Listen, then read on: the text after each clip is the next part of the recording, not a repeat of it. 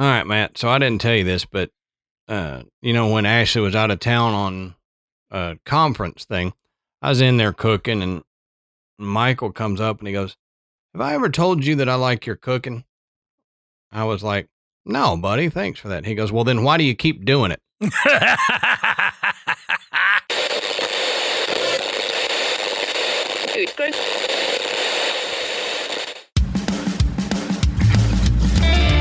Good evening, everybody, and welcome to the Graveyard. Thank you for joining us tonight. My name is Adam. And my name's Matt. Now, pull up a tombstone or settle into your casket and get comfortable, because this is Graveyard Tales. All right, everybody, here we are again. Matt, how you doing tonight, brother? Not bad, man. I'm not bad at all. Good deal. So before we get into it, we want to say go check out the Podbelly Network at podbelly.com. You can find a list of shows that we're happy to be associated with, and you can find some tips and tricks on podcasting if you want to get into that. So go over there to podbelly.com and check them out. We want to thank tonight's sponsor, Raycon, and we will talk more about them in the episode. When this episode drops, you have 1 week to finish getting in your listener stories for us. So send them in, email them to us, put the subject as listener stories, Christmas stories, holiday stories, don't care, as long as we can know that this is for our listener stories episode. Right. And this is something that has become a Graveyard Tales tradition now. Every year we celebrate that Victorian tradition of telling ghost stories around the Christmas Eve fire. So we want to share. If you've had something happen to you, if you've had something that's happened to your family, story's been told, year after year, let us know. We would love to hear those stories. And this is an opportunity for us to share your story. You can be completely anonymous if you want. We're just gonna share these stories, just good old-fashioned ghost stories. Mm-hmm. I mean, those creepy things, those things maybe you don't necessarily tell around the water cooler because somebody may go, "What's wrong with you? Don't talk to Jim today." Yeah, right. He's on his paranormal trip again. Leave him alone. But, yeah, we've gotten some stories already, and we are looking forward, as we do every year, to collating all the stories and getting them out there to you guys on Christmas. So, Matt, that's all I've got for housekeeping. So why don't you tell us, what are we talking about tonight, brother? All right, man. Tonight, we are going to look at the old Washoe Club in Virginia City, Nevada. And this place is really cool. It's got fantastic history. Yeah. The whole, all of those towns out there that were built around the gold rush and the mining and everything. Right. They have such unique stories. And so many characters that came out of that. Mm-hmm.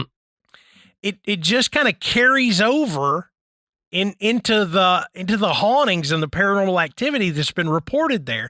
And what we learned researching this place was that whole town is kind of haunted. It's just a whole little ghost show going on. Yep. Hauntburgville.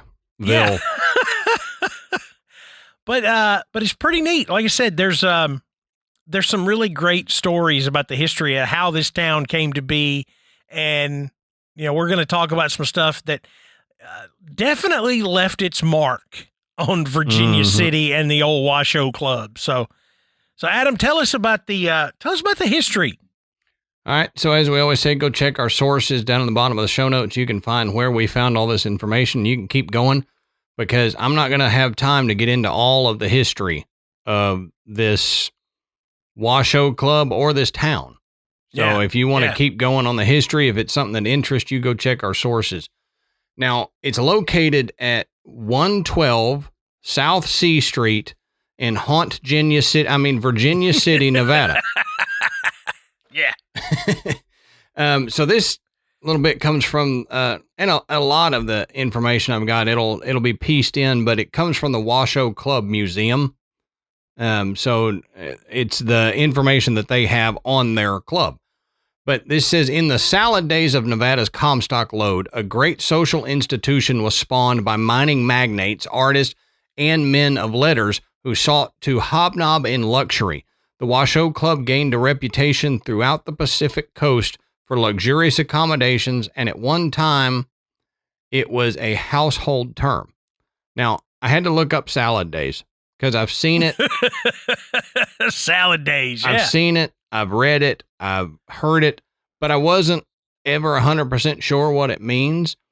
And in this context, salad days means the heyday of something. Yeah. It also can be the the adolescent stages of something. So depending on context, you can either say, oh, he was in his salad days, and either mean he was in his heyday or he was in his adolescent days. So it's one of those terms that context really matters. But yeah, I mean, I knew the term, but did you find out where it came from? I didn't look into why. It's like what happened around salad in some fashion that led people to use it, to mean heyday or whatever. Yeah. I mean, it may not even be salad in the way that we're thinking. Salad could have been like the name of a town. Yeah. I doubt it's in the leafy greens category that we're thinking, but my first thought was it went to, oh, they're rich enough they eat salad. They're in their salad days. Maybe. Well, you could grow your own salad. You could grow leafy greens, but to make a salad, that required some opulence to get your, I guess, mixed greens and your arugula and all that stuff in there. And ranch dressing. And the ranch dressing, yeah, that's ranch dressing in my house is high scale, buddy. I'm telling you. Every chance I get, I'm putting ranch dressing on something to feel highfalutin. We've got more stuff to put on food than we have food most of the time. This is true. Yeah. Yeah. Yeah. Yep. It the condiment section of the grocery store is actually my refrigerator. Yeah. So, yeah. Oh, yeah. And the weird thing is I'm the only one in the household that likes condiments that much. Ashley and Michael can take it or leave it. But I'm like, hey, this food is simply a delivery device for this condiment. I'm the same way. That's what Amanda says. She's like, I will never, ever throw away any kind of dip or sauce or anything, because there's no telling when you're going to go looking for it and be like, man, what, has anybody seen this?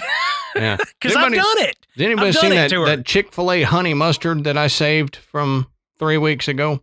Yeah. Oh, yeah. It's in the condiment drawer. That's the other thing. I've got a condiment drawer. Packets of condiments that I saved from.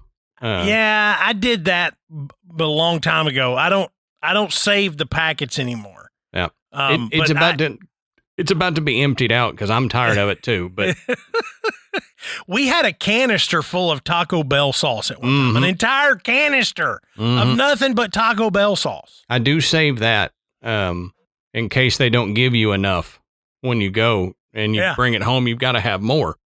But they sell Taco Bell hot sauce at Kroger now, and that I can just get the bottles of it. I put that on a lot of stuff. Oh, yeah. Anyway, salad days. That's what started this. People are like, what the hell are they talking about? Yeah, I thought we were talking about the Washoe Club, and you're talking about condiment packets. What? Welcome to Graveyard Tales. Now, I mentioned that this was the salad days were of the Comstock Lode. So what is the Comstock Lode? Well, the Comstock Lode is the most profitable silver deposit in American history. It was discovered by accident in June of 1859. The lode would go on to spark a silver rush and make Virginia City into a boom town. And it would impel a search for more efficient mining techniques. Now, during its peak, the lode produced hundreds of millions of dollars worth of silver as well as gold each year. 1859. And it was producing hundreds of millions of dollars. That's incredible. Yeah. Now, the American West was just beginning to be settled by European Americans in the late 1850s, with pockets of civilization dotting what had once been known as the frontier. Well, the journey west was challenging, deadly, and long, it says, but people had two options. You either had to sail from the East Coast down to the Isthmus of Panama, cross the jungle, and sail north to San Francisco, or they had to walk or ride thousands of miles crossing mountains and deserts to reach states like Nevada, California, and Oregon. So people were doing this for the opportunity to find things like the Comstock lode. Yeah. And neither trip sounds all that pleasant. No, I don't want to hike through a jungle, for one. Yeah, I mean, this is before the Panama Canal. Mm-hmm. So if you got down there where it was the most narrow, you still had a land, essentially a land bridge you had to get across. Yep. You're right, that was jungle. Mm-hmm. And it's not just the animals you had to fight with, diseases and insects and all kinds of stuff. People weren't, like I am. But, these people really weren't, set up for those type of conditions. But they also weren't necessarily set up to go, wagon training it out thousands to the west. Of miles, yeah. I mean, it was dangerous too, just as. So you had to make a decision. Yeah. That, our fortune lies west and we have to make it, or die trying. Yep. Because staying where we are, it's not cutting it. We might die anyway. So yeah. So we'll get back to the Washoe Club. Now, soon after Bonanza dividends surged from $3 per share in January of 1875 to $10 per share within less than 2 months, an organizational meeting of the club held on February 20th proved to be a prelude to a parade of notables that would come through the club's exclusive quarters, which housed one of the finest libraries east of San Francisco, an elegant billiard room, a parlor adorned with Italian marble and bronze statuettes, and a wine room that boasted an elaborately carved black walnut sideboard. Now, the club's membership roster says it read like a who's who of Comstock and Pacific Coast history.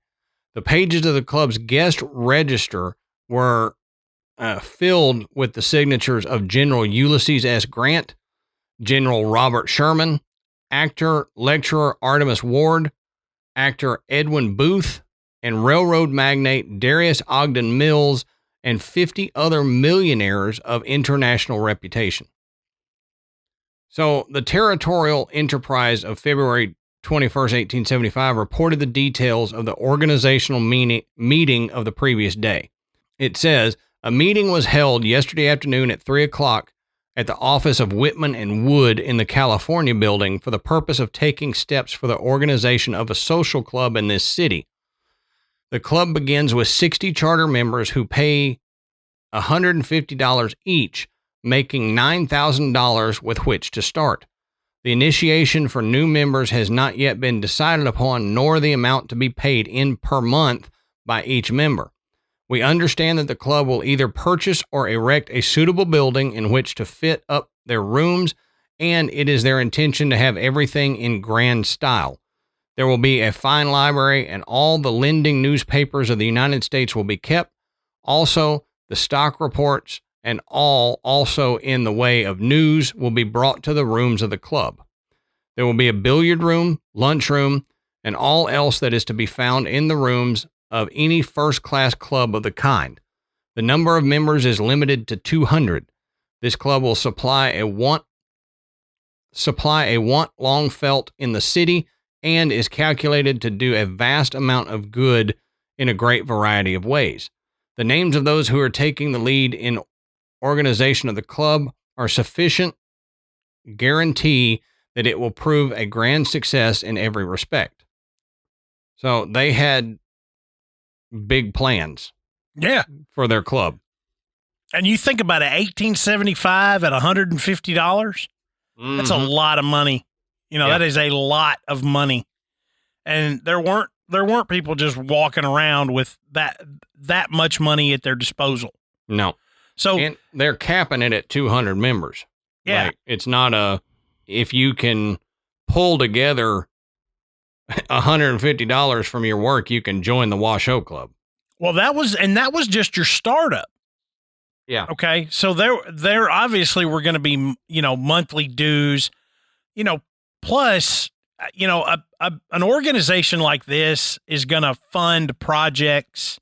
So there's going to be an expectation that, $150 is just the tip of the iceberg. Yeah. That's just to get in. And, yeah. So it was not geared towards the local working people. No. I mean, this was for people that were already had already made their way and were Yep. just looking to, expand their horizons, so to speak. Owners of the mines Yeah, that that's what it was. that were around there. So within 2 months, the club had purchased the Reynolds building at 8 and 10 B Street and promptly began renovating the structure to the organization's luxurious requirements. And the Washoe Club opened its quarters for business on June 1st, 1875. And according to reports in the press, applications for membership came in rapidly, but little did anyone realize that the club was already at its zenith. Within less than 5 months, the palatial club rooms were consumed by the flames that destroyed much of Virginia City on October 26, 1875. And members fell behind in paying assessments on their membership stock. So faced with the need to find a new home for the club and the delinquency of assessment, officers of the Washoe Club ordered on December 10, 1875, that all delinquent shares be offered at public sale on February 10, 1876, on the site of club rooms on B Street.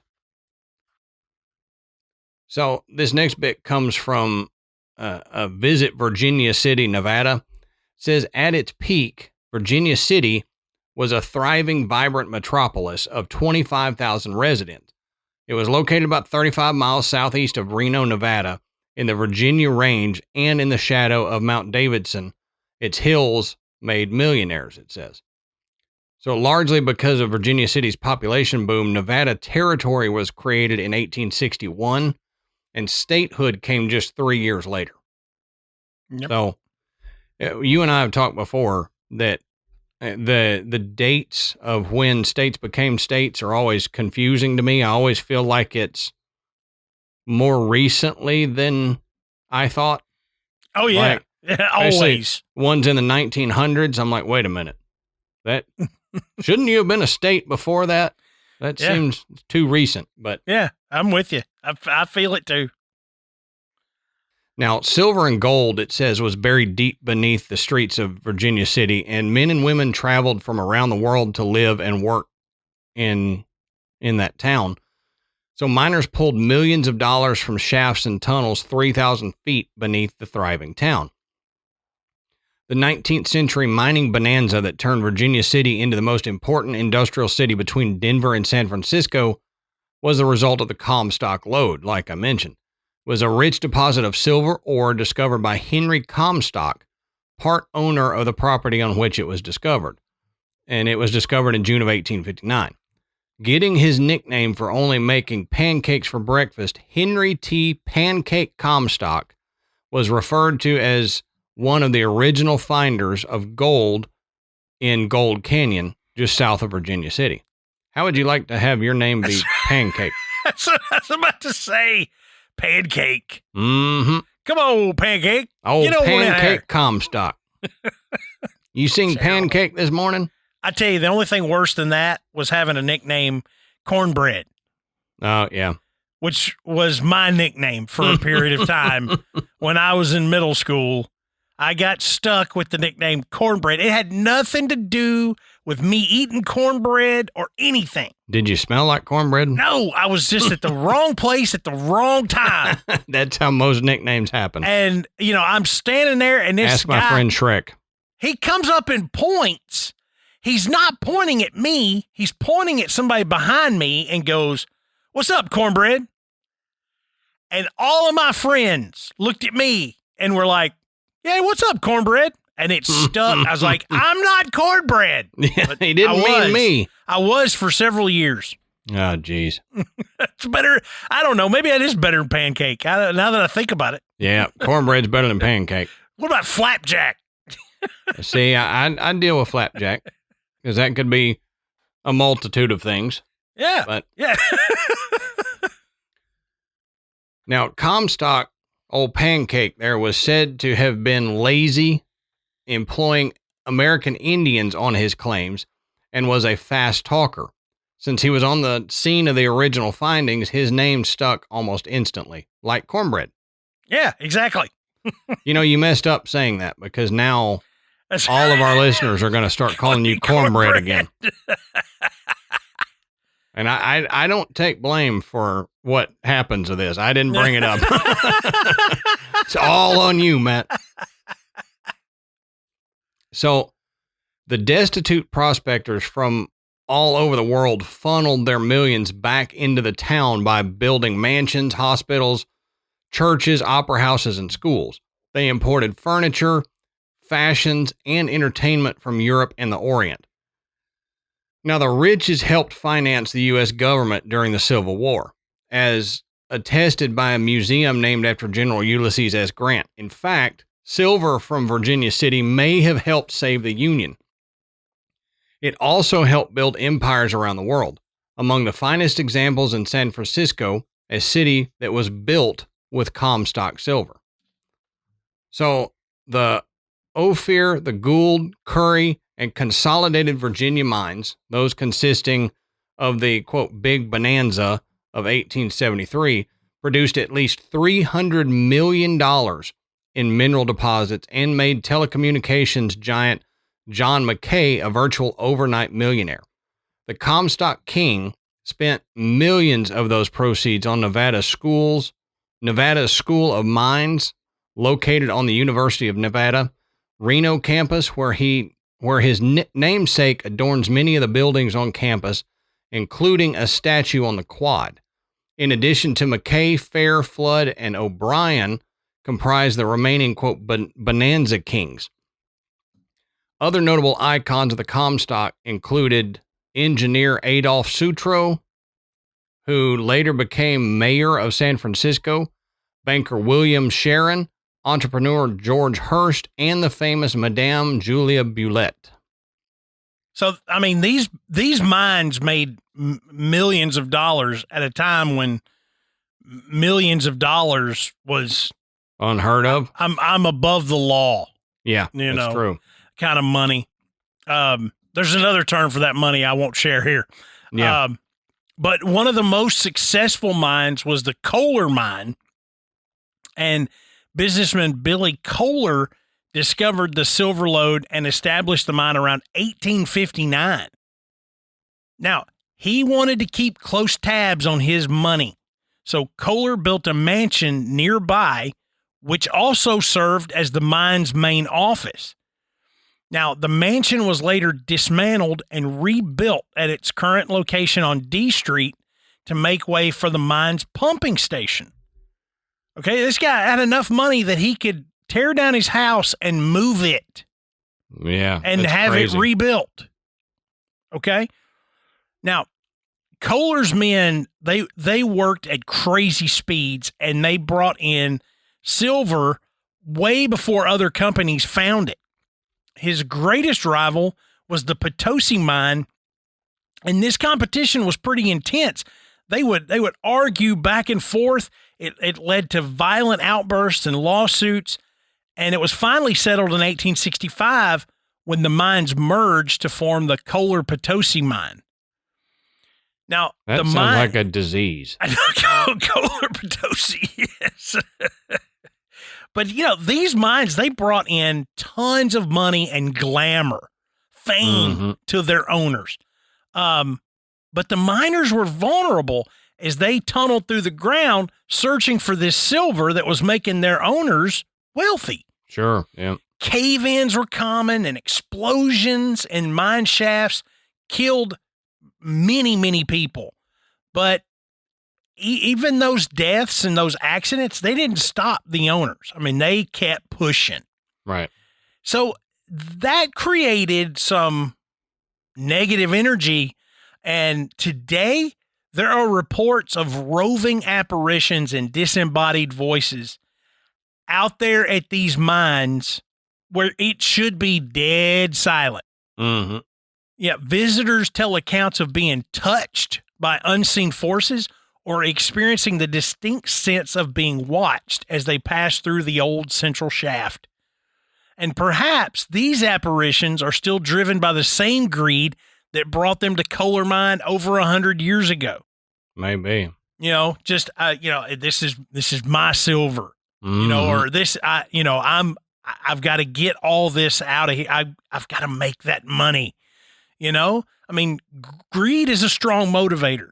Yep. Even in death, they can't give it up. And you got to think, these miners knew when they went down there, this is dangerous. I mean, especially for those that had witnessed firsthand the death of their coworkers. Yeah. But, they were paid. They were paid well. Their owners, made millions. And they needed these people to keep working, and they needed them to work hard and fast. And so you got to pay somebody to do that. Yep. Maybe there's something to it. It's an odd dynamic that I don't think we've really discussed around a haunting, but it also goes to show just how haunted that area really is. Mm-hmm. We're seeing, we're talking about the Washoe Club, and we're going to get into more specifics about the club itself. But like I said at the beginning of the show, the whole town of Virginia City is haunted. I mean, there are stories from other buildings, and, we're talking about, apparitions around the mines.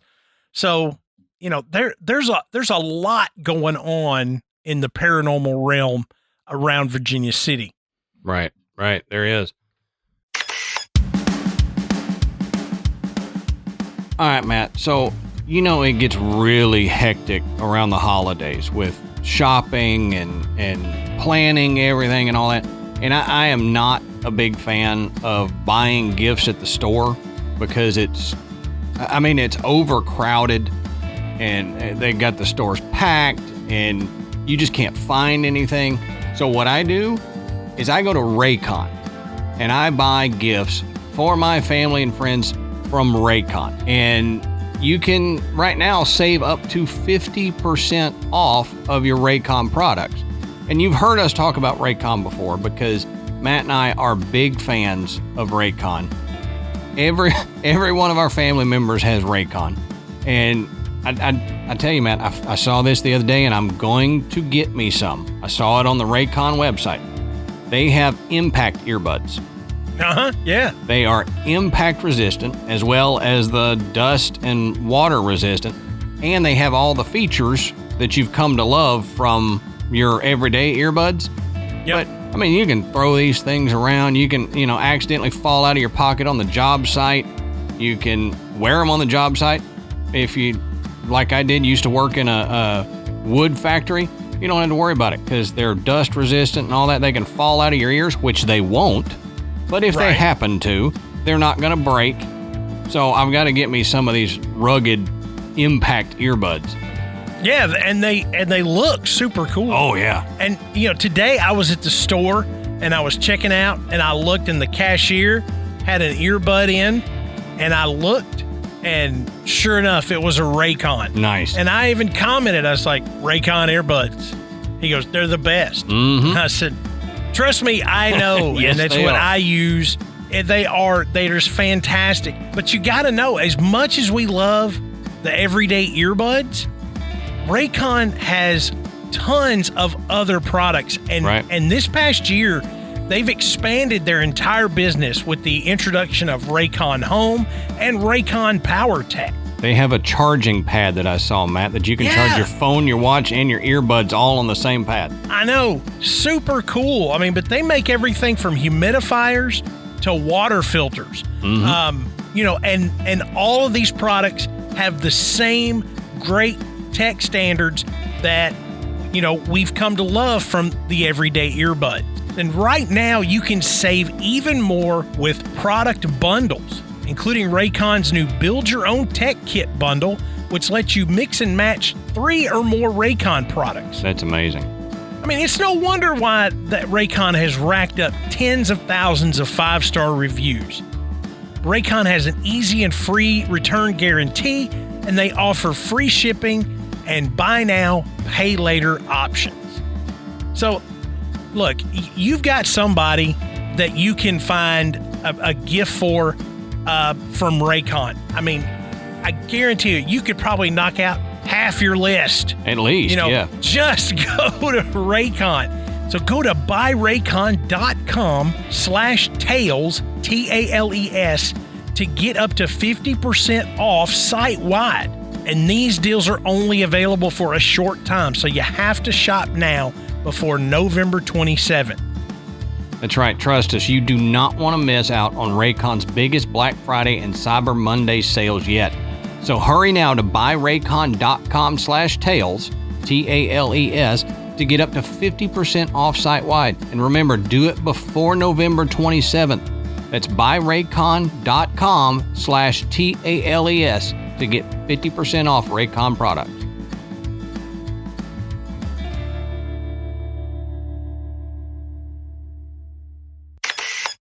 To talk about some of the notable people that came to Virginia City, this says, while the Virginia and Truckee Railroad transported bullion from the rural highlands of Virginia City to Carson City, the Territorial Enterprise, with literary whiz Mark Twain, delivered news of the day to the vibrant mining metropolis of 25,000.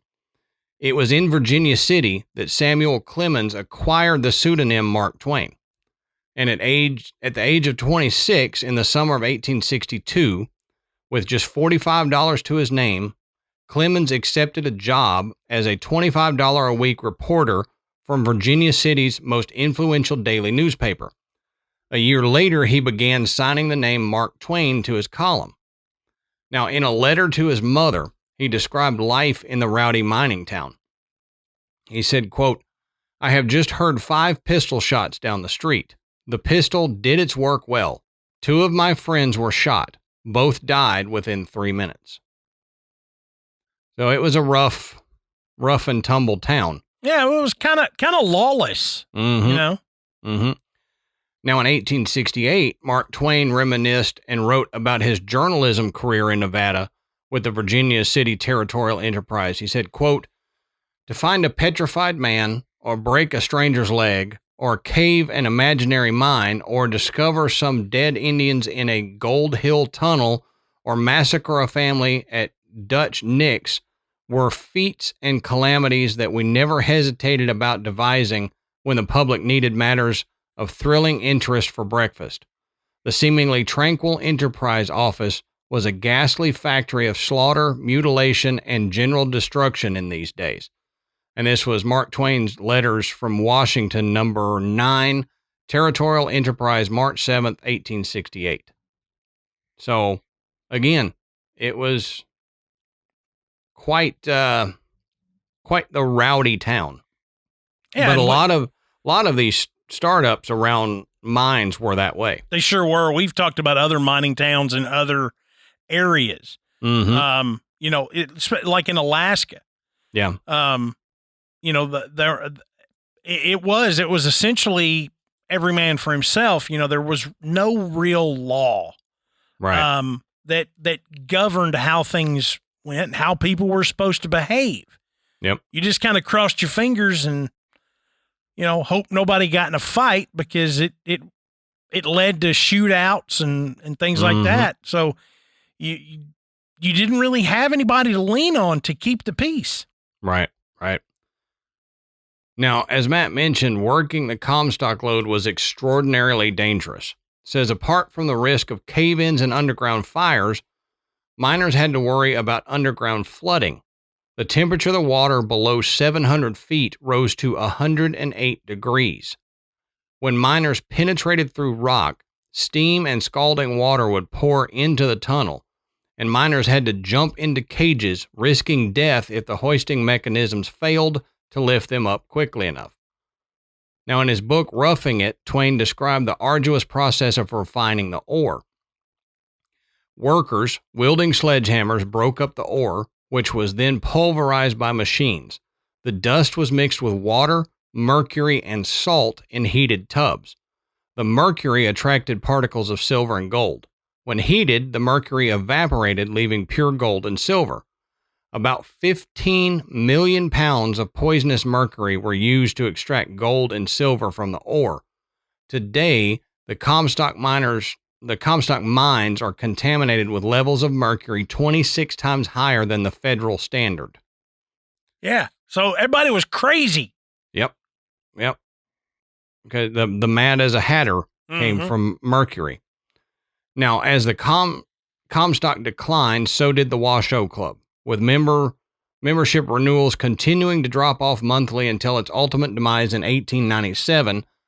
The famed Territorial Enterprise reported, quote, "The closing of the Washoe Club marks an era in the history of Nevada, as did its opening." Now, the saloon on the bottom level of the Washoe Club, it continued to operate long after the club shuttered, though the second and third floors sat empty for decades. Lavish amenities were stripped over time, specifically in relation to a renovation gone wrong in the 1980s. Though the second and third stories haven't been used for more than 100 years, apparently this isn't stopping the ghosts. No, it doesn't stop them. It doesn't stop them at all. And the haunting of the Washoe Club it's legendary. I mean, people just know, this is one of the most haunted places. It's been said in the West. It's definitely one of the most haunted places in Nevada. But it sits right in a town that's, pretty well haunted. Now, some of the spirits that are seen at the Washoe Club have been seen so frequently that they've all been given essentially, names. I thought you were going to say they all started being charged rent. Yes, might as well. One thing is Adam talked about, that the upstairs, the two upstairs floors of the Washoe Club, of that building. It was known as the Millionaires Club, and it was private. The general public could come in and have a drink at the bar and, get something to eat, but they weren't going to venture upstairs. And it's interesting. The club had the main entrance, but then it had two secret exits out the back. Okay. Because usually you've only got one back exit. That's right. This place was so wild, it had two. Wow. Because never met one of them. Not lately. Although never mind. That's for another show. That's for Patreon. Prostitution was a really big thing. Because you got men, you got money. I mean, that just at that time, that's what it came to. Yep. And these wealthy men were known to have prostitutes upstairs. The problem is these prostitutes were considered below level of an average citizen. Yeah. Okay. Nobody was looking out for them. We already said it was kind of lawless anyway. Mm-hmm. Nobody was even, much less to say, we shouldn't have prostitutes here. Well, there's nobody that's even around to protect those prostitutes. So a lot of these prostitutes were, mistreated, beaten, and often murdered. Yeah. And as horrible as that sounds, I mean, we're talking about wealthy men that, like I said, they had that above the law money. Mm-hmm. Well, when there's no law and you have all the money, you pretty well do what you want. Yep. And they did. Unfortunately. Yeah. But that's also why those secret exits were put in the back, is to help these guys get out, to get, dead prostitutes out. I know that sounds horrible to say, but that's what it was for. Yeah. But one of these prostitute spirits seems to want to linger on for a little while. And she is called the Lady in Blue, which, it's always a lady in white, lady in gray. Mm-hmm. So a lady in blue, she's often seen at the top of the spiral staircase. And this spiral staircase is pretty cool. I'm going to talk about a little bit more about that in a minute. But she's a mischievous spirit. But she appears on that second floor in a blue dress, blonde hair, and they have nicknamed her Lena. Okay. It is believed that Lena was a former local prostitute who was murdered in a third floor bedroom. Now, did she have one leg that was shorter than the other one? Lean? No, that was her sister Eileen. Oh, yeah. Anyway, as if that wasn't bad enough, the murderer committed suicide on the second floor, and his spirit still hangs around. Oh, great. Yeah. So you've got the spirit of a murdered prostitute and the spirit of the murderer in the same building. That can't be good for the haunting. But the spirit of the murderer is described as being more like a shadow figure. And it is attributed to Lena's supposed killer. But it's an unknown male entity that is seen around the upper floors. Now, it's not the only murder to have occurred on the grounds. There is also reports of a teenage girl whose spirit still wanders the basement where she met her untimely death. That's one of those, there's no real record of that happening. Right. So you begin to wonder, is this just legend?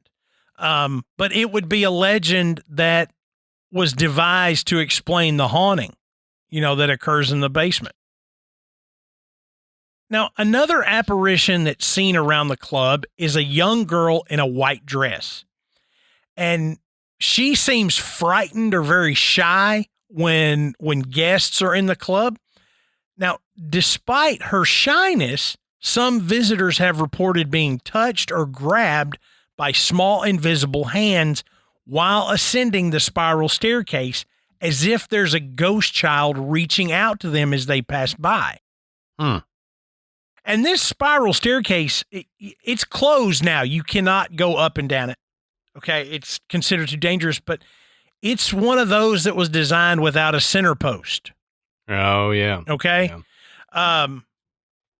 And so it's architecturally, it's very unique, but because of the time that has passed since its construction, it's pulling away from the wall a little bit. So, they've closed it off. You can see it, but you can't go up it. It's just a little too dangerous now. Now, down in the bar, there is the ghost of a former prospector who is said to linger and cause a little bit of mischief. Now, the prospectors are... Yep, I meant what you knew. The prospector's spirit is said to often move bar stools around and even knock them over. Now, modern-day bartenders will indulge the prospector's spirit by leaving full shots of bourbon on the bar before closing down for the night. Come morning, the glass is always empty. That's weird. Yeah. And thirsty ghost. It doesn't evaporate that fast. My thought is, I'm leaving the shot for the prospector. And then as soon as everybody turns around, throws the shot back himself. Have they checked for a homeless guy living in there? That's what I'm saying. It seems like somebody's drinking that, but nonetheless, that's what they do. And they say that it's always gone in the morning because the prospector likes his whiskey. So the disappearing drinks, mysteriously locking doors, and tipping bar stools are just some of the paranormal activity that occurs in the bar area. But it seems like the prospector also likes to keep an eye on the ladies. Witnesses have seen the front door swing open for some women as they enter the bar. So as they're walking up, door will swing open to let them in. That's service. That's right. Service with a spirit, I guess. Yeah. Service with a ghoul. Now, imagine going into an old haunted building for a tour and finding a room labeled The Crypt. No thanks. Yeah. I'm like, wait a minute. What? Why? You're like, and I'm sure they've been asked many times, what, do you store dead bodies in there? Well, the answer was yes, many years ago. A sign on the door reads, "This was Virginia City's overflow morgue, used to store the bodies of the many who died during the winter when the ground was too frozen to dig the graves." That's got to be good for the spirits. Yes. It goes on and says, the crypt was a temporary rest in peace place until the ground thawed in the spring and the bodies could be officially buried in the cemetery. Yikes. I realize you've got to do that. Like it just has to be stored somewhere, but why not find a different place? Yeah. Like other than the club, you go in during the winter to visit your cronies and have some drinks, and you stumble into the wrong room to go to the bathroom, and you're like, oh my God, whoops. Holy crap, what's going on in here? That might scare it out of you if you weren't already going. Yeah.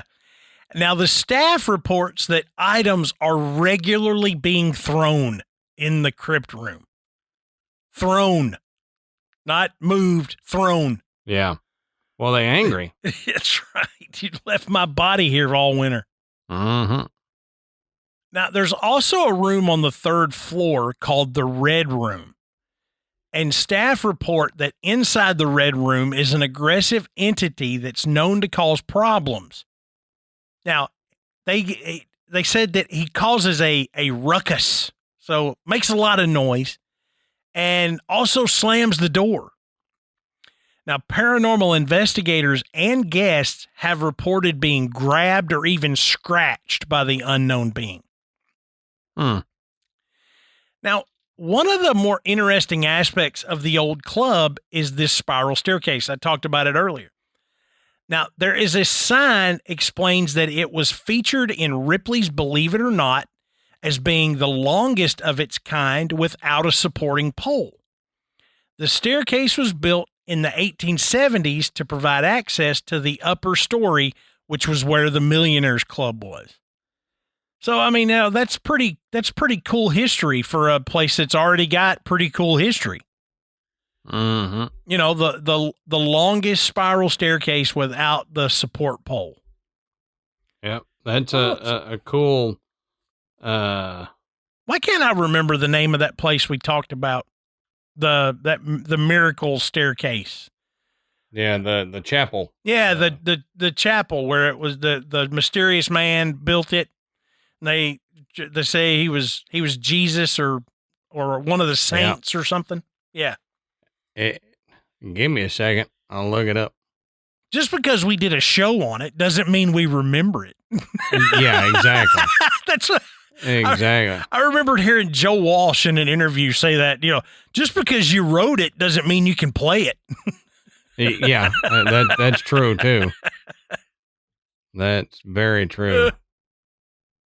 Well, while you're doing that, let's talk about the second and third floors. As I said earlier, they're not open to the public. The second floor ballroom in particular has been the site of so much activity that a psychic was hired to walk there. Adam's raising his hand. Loretto Chapel. Loretto Chapel. That's it. That's it. Sorry, y'all. I had to go look it up. I'm glad you did. Yeah, Loretto Chapel. I remember it now. It was right there on the tip of my tongue. Mm-hmm. Same. No, it was. So I was talking about the second story ballroom. They hired a psychic to walk through there and try to communicate with all the bothersome spirits that people claim to come into contact with. Now, the psychic said that there was a very evil spirit and declared that she would never return there again. The third floor was, the location of the Millionaires Club, which was, kind of a dark and shady deal, liquor, gambling, prostitutes. And it was also the site of, as I said, several murders, but also rape was common there too. It was just, this was unchecked, wealthy individuals that did as they pleased with no recourse. Mm-hmm. The ghosts that are present in the old Washoe Club, many are assumed to be among the victims of the third floor attacks, along with the corpses that were stacked down in the crypt. I mean, everything across the board just says this place is going to be haunted. Oh yeah, really haunted. The negative energy in that place. Negative energy, death. Dead bodies being stored here, violence. Crimes, all kinds of stuff. Yeah, it's a lot of negativity. Now, I included this. I think y'all kind of know how we feel about this, but it is interesting to point out that the old Washoe Club has been investigated by Zach Bagans and the crew from Ghost Adventures 3 different times. But the neat thing about this is Virginia City, and especially the old Washoe Club, was the location of the original Ghost Adventures documentary that was done in 2006. So the documentary that kicked off the show, that led to, the whole career for the Ghost Adventures guys, started right here. And that's interesting. Yeah. And, and I've seen interviews with Zach talking about this place where he kind of feels like the spirits there have called to them to come back. And, one of the staff members there said it's barely a day goes by without somebody mentioning Ghost Adventures in the old Washoe Club, because that's where the majority of the general public has heard about it is from those episodes. So I know recently, I don't know how recently, but within the past year or so, Jack Osborne, his show Night of Terror did an episode at the Washoe Club. He and Kelly Osborne were there. Mm-hmm. So it's pretty popular as far as ghost hunting groups go. Yeah, so go and Google this. Well, go on YouTube. Go on YouTube and look up the old Washoe Club, and you will see firsthand how many investigations have been done. And it is a rarity to find an investigation where something doesn't happen. I watched probably a half a dozen investigations from different paranormal groups, and it is so active. I mean, now, they may not get a whole lot, but they're gonna most likely hear some sounds, catch some EVPs that are fairly convincing, to the photographs of full-on apparitions. Yeah. So it's a wide array of evidence that has been collected here, and people still are going out there to do these investigations because it's like the core of the haunted activity that goes on in and around Virginia City.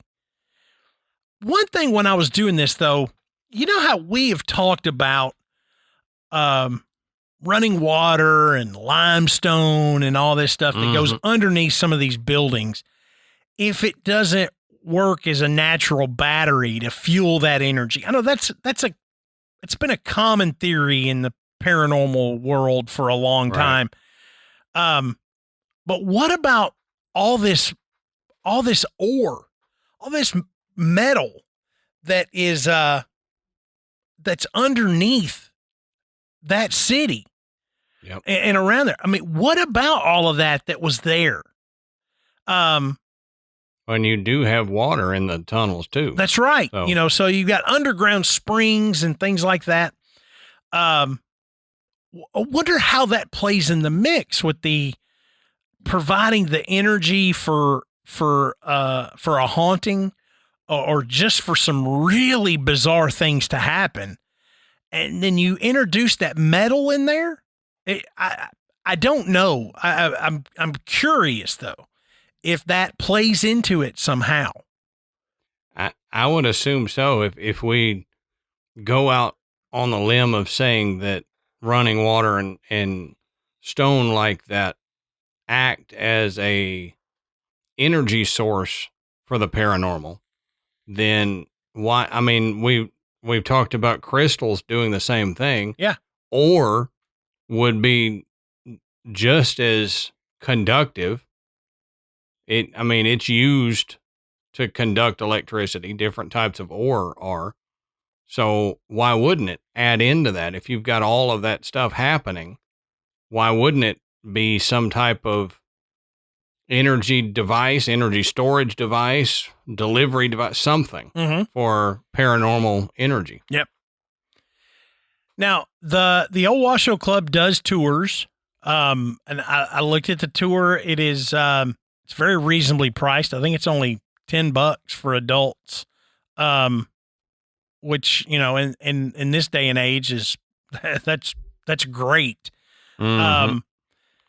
It's about 40 minutes long, but when I was reading the reviews of the tour, it pretty much said if you're into the paranormal at all, if you like to watch these ghost hunting shows, if you like to read about this kind of stuff, then this is absolutely for you. You will love it. It is a do not miss if you're visiting Virginia City.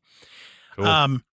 They did say it has a lot of really good history, but they said if you're a disbeliever or a skeptic, you may not enjoy it as much. But for a place to be see one review after another just talking about how great the tour is, if you're out that way for that price, I'd definitely give it a go. Yeah, and I like those tours that bring in the history of a place as well. Yeah. Because as you and I say all the time, the history is very important to understanding the haunting. That's right. Without the history, you might not understand them, or you might not be able to interpret what the haunting is. So the tours that go through and don't give you any history, those kind of bother me, because they're just like, oh, well, here's a ghost here. There's a ghost there. This one touches you. That one sneezes on you. And it's like, well, why? What's the history behind it? So the good ones always integrate the history of that corner of the town, that building in the town. Yeah, absolutely. And it's about 35 miles south of Reno. So it's not way off the beaten path. I mean, if you were in Reno, you could make it there. I've been to Reno one time. Have you ever been there, Adam? No, never have. It's I don't know why anybody would want to go. Listen, I'm gonna tell you the absolute truth. We got you don't know either. We got off the plane and got in a cab to the hotel resort casino we were staying at. We were there for like 3 days. We didn't go outside until we got in a airport shuttle to go back to the airport. I'm serious. Yeah. I mean, we didn't go do anything. I couldn't tell you squat about the town of Reno, but I knew that casino inside and out. Yeah.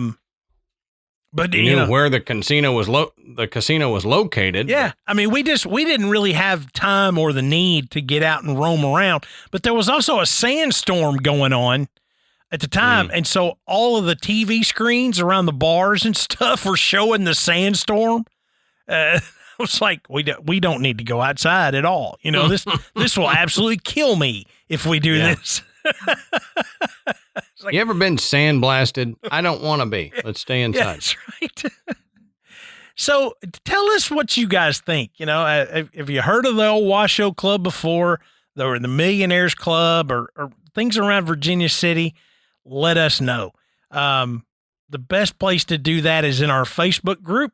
You can go on Facebook, search The Graveyard, and you'll find us and thousands of other listeners who just enjoy sharing these stories and these personal experiences, these jokes. You know, we've even got folks that have come in there and asked for help dealing with situations in their homes. So go and check that out. And you can take a look at our website, which is graveyardpodcast.com. And there you can listen to the show. You can find links to purchase Graveyard Tales merchandise, and you can become a patron. And, you know, as Adam mentioned at the beginning of the show, you know, we have a large catalog of bonus episodes on our Patreon site. We appreciate all the donations that you guys have made over the years and continue to make. It's really what helps us keep this going. Yep. So I think that's it for the Washoe Club in Virginia City. So until next time, we'll save you a seat in the graveyard. See you soon.